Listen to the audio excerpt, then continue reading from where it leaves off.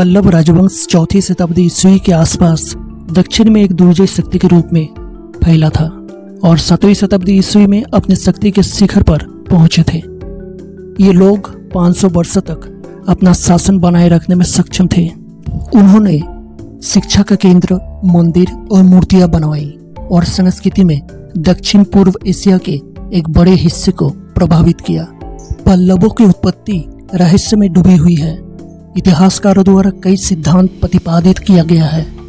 कुछ इतिहासकारों का कहना है कि वो पार्थियन लोगों की एक शाखा है जो धीरे धीरे दक्षिण भारत में चले गए। कुछ लोग कहते हैं कि वो एक स्वदेशी राजवंश है जो दक्षिणी क्षेत्र में उत्पन्न हुए। कुछ इतिहासकारों का मानना है कि वो नागा मूल के हैं जो पहले मैड्रास के पास टोंडई मंडलम क्षेत्र में बस गए थे।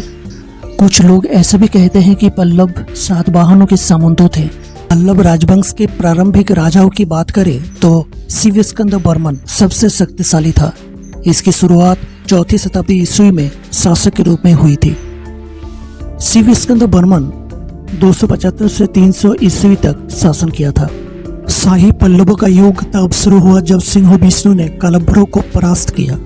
इसीलिए शायद सिंह-विष्णु को पल्लव राजवंश के संस्थापक माना जाता है। वो एक सफल विजेता और सेनापति थे जिन्होंने कांची को अपना राजधानी के रूप में स्थापित किया, जिसे कांचीपुरम के नाम से भी जाना जाता है। उनका नाम अवनी सिंह था और वो विष्णु की पूजा करते थे, इसीलिए उनको सिंह-विष्णु नाम से जाना जाता था। उन्होंने 556 से 590 ईस्वी तक शासन किया था। सिंह-विष्णु के पुत्र महेंद्र वर्मन प्रथम ने उनका अनुसरण किया। वो एक राजनीतिक, एक सैनिक, एक कवि, एक वास्तुकार और एक संगीतकार भी था। लंबे समय से चल रहे पल्लव चालुक्य विवाद इसी अवधि के दौरान शुरू हुआ था। कांची के पास पुलकेशी द्वितीय ने महेंद्र वर्मन प्रथम को पुल्लालूर युद्ध में हराया था। पुलकेशी द्वितीय पल्लव राजधानी पहुंचने ही वाला था कि महेंद्र वर्मन ने उसे अपने उत्तरी प्रांतों का नियंत्रण देकर शांति स्थापित कर ली थी। पल्लव राजवंश का अधिकार और प्रतिष्ठा पल्लवों में सबसे महान नरसिंह वर्मन प्रथम के अधीन अविश्वसनीय ऊंचाइयों पर पहुंच गया था। उनका नाम महामल्ल या मामल्य है, जिसका अरबी में अर्थ है महान योद्धा। उनके पिता ने पल्लव चालुक्य युद्ध शुरू किया था, जिसे उन्होंने प्रभावी ढंग से आगे बढ़ाया। वो चालुक्य राजा पुलकेशी द्वितीय से बदला लेना चाहता था, जिसने उनके पिता को हराया था। उन्होंने पुलकेशी द्वितीय को 3 युद्ध में हराया था, जिसमें 642 ईस्वी में कांची के निकट मणिमंगलम में हुआ युद्ध भी शामिल था। पुलकेशी द्वितीय की मृत्यु के बाद नरसिंह वर्मन ने वातापीकोंडा के रूप में उनका स्थान लिया था।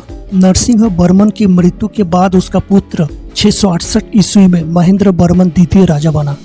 उसने चालुक्य नरेश विक्रमादित्य को पराजित किया था। इसके बाद 670 ईस्वी में परमेश्वर वर्मन प्रथम राजा बना और 680 ईस्वी में परमेश्वर वर्मन प्रथम के पुत्र नरसिंह वर्मन द्वितीय 7वीं शताब्दी के अंत में राजा हुआ।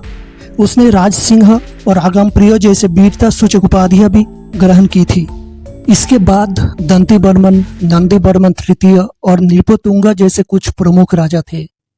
अपराजिता वर्मन ने 903 ईस्वी में अंतिम पल्लव सम्राट के रूप में शासन किया था। चोल राजा आदित्य प्रथम ने अपराजित वर्मन को हराया और कांची क्षेत्र पर नियंत्रण कर लिया और इसके परिणाम स्वरूप दक्षिण भारत पर पल्लव राजवंश का 500 वर्षों का इतिहास का पतन हो गया। दोस्तों, वीडियो अगर अच्छा लगा है तो लाइक, शेयर, सब्सक्राइब जरूर करिएगा। मिलते हैं नेक्स्ट वीडियो में।